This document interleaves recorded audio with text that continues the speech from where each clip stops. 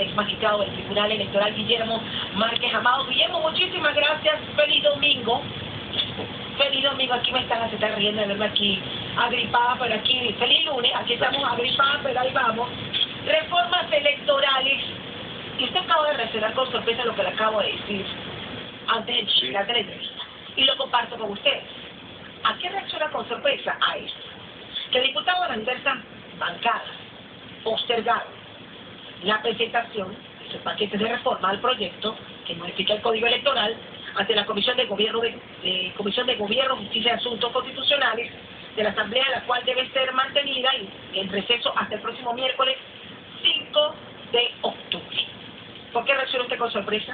Reacciono con sorpresa porque precisamente la razón de ser de una asamblea es en representación del pueblo, quienes allí están discutan, escriban argumentos, planteen razones y sin razones por las cuales debe o no debe adoptarse determinada decisión, enriquecer al propio y educar al propio pueblo panameño acerca de esas razones.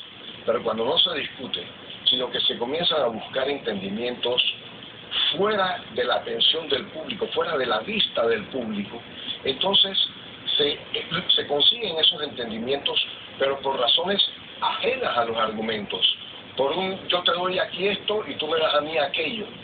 Por un yo te cedo aquí y tú me cedes acá, pero no con respecto al contenido y a lo sustancial del argumento, que es lo que debe prevalecer. En el último encuentro solo se presentaron 11 diputados que tenían que empezar ese debate sobre los polémicos temas que tienen que ver con el financiamiento, con el tema de género y con algo también que se ha vuelto casi tradicional en nuestro país, que es la limitación de que familiares sean los suplentes de los diputados principales. Y no hubo ese quórum necesario para hacer la respectiva discusión. Mire, aquí tenemos un problema muy serio en materia electoral, y es que los diputados salen electos con el sistema que existe en este momento. Pero el sistema que existe en este momento ha demostrado ya unos defectos inmensos que merece la pena una revisión integral. Pero ¿quiénes tendrían que revisarlo? Los propios diputados. Y los diputados son producto de ese sistema. ¿Cómo se puede pretender que ellos vayan a revisar y cambiar lo que se necesita modificar sensatamente si ellos nacieron de ese sistema? Entonces, lo que vamos a estar viendo con frecuencia, mientras este cambio, que tendría que ser de naturaleza constitucional, no ocurra, es que los diputados van a hacer las cosas en la Asamblea en materia electoral del tamaño de sus aspiraciones, no del tamaño de lo que quiere el pueblo y la nación. Ahora bien, está en la mira el financiamiento público. Estamos hablando de cerca de 100 millones de dólares, es lo que se ha conocido.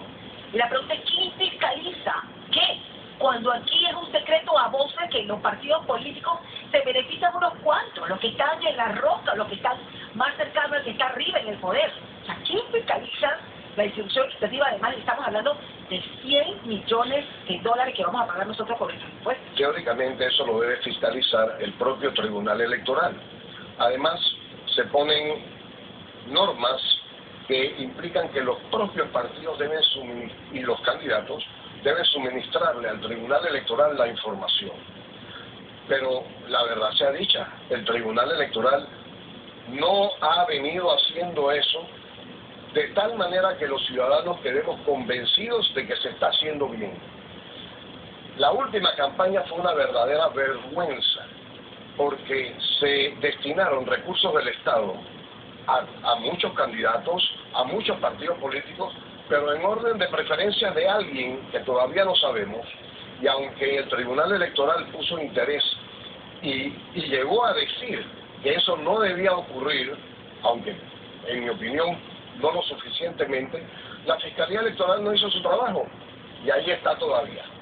Y mientras la Fiscalía Electoral no haga su trabajo, el Tribunal Electoral no puede hacer el suyo porque no tiene los elementos de juicio que se le deben dar. Ahí está el debate, porque si bien es cierto, esta reforma busca específicamente disminuir la inversión privada en esas campañas que al final no sabemos quiénes las están financiando, porque ha sido imposible en este país conocer realmente quiénes financian las campañas. Se supone que esta modificación de financiamiento público los obligaría a hacerlo.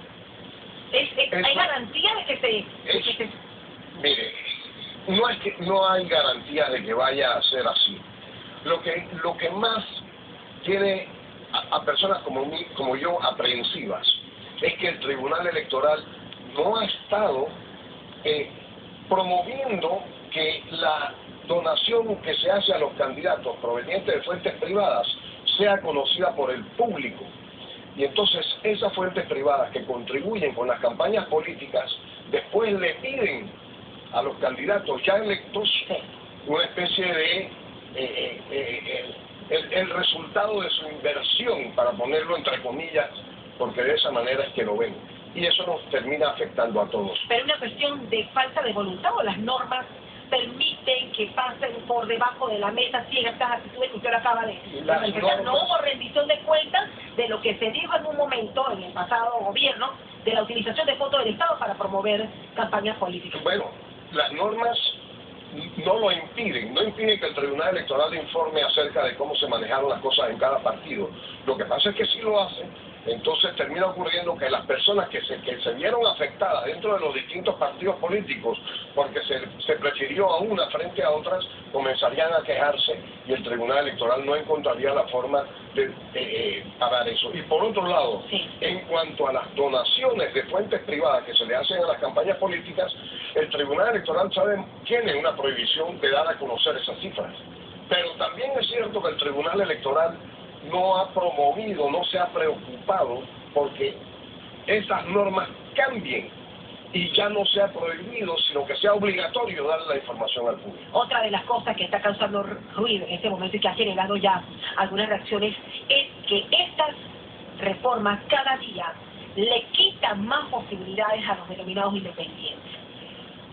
No es tanto que sí le quitan la posibilidad, pero además la actitud del Tribunal Electoral es francamente antidemocrática en eso, porque dificulta que o ha dificultado hasta este momento que los candidatos independientes puedan, por una parte, obtener el número de firmas que proporcionalmente es mucho mayor que la de los partidos políticos. Eso tendría que explicarlo con algo de tiempo, pero en segundo lugar dificulta la disponibilidad de los libros para conseguir las firmas de esos adherentes.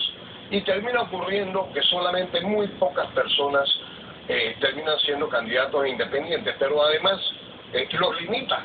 La ley no lo limita, la Constitución no lo limita. Ellos han dicho que son 3 y punto.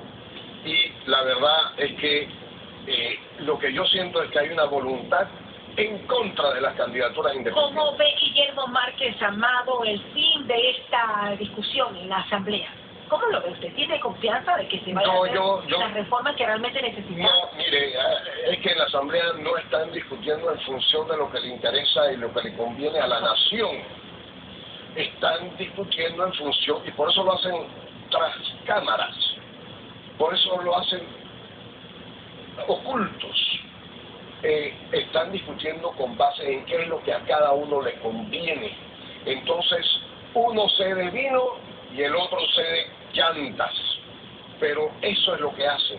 No están discutiendo para el mejor de la nación. Esas reformas, puedo anticiparlo, ojalá me equivocara, con toda franqueza lo digo, en la Asamblea lo que se vaya a aprobar va a ser en función de negociaciones por intereses privados.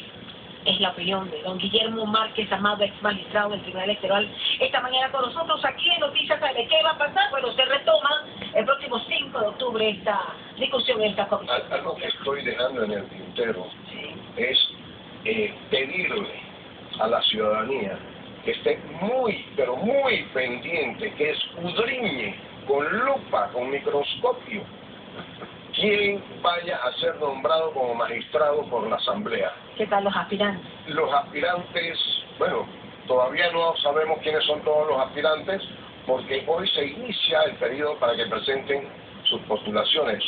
postulaciones que por cierto deberían haber estado cumplidas para el 11 de octubre, porque esa es la fecha de vencimiento del término del magistrado del Tribunal Electoral, y me inquieta y hasta me molesta que se diga con el ánimo de enredar a la gente que va a ser para el 31 de diciembre. No, hay una decisión inclusive de la Procuradora General de la Administración en ese tiempo, Alma Montenegro de Fletcher, que fijó fecha y no se está haciendo. Y quien llegue al Tribunal Electoral tiene que hacerlo en función de los intereses de la nación y no en función de partidos ni de intereses particulares. Me quedo con ese mensaje, don Guillermo. Muchísimas gracias por acompañarnos. Momento de ir contigo, Crece, y conocemos qué vamos a tener más adelante.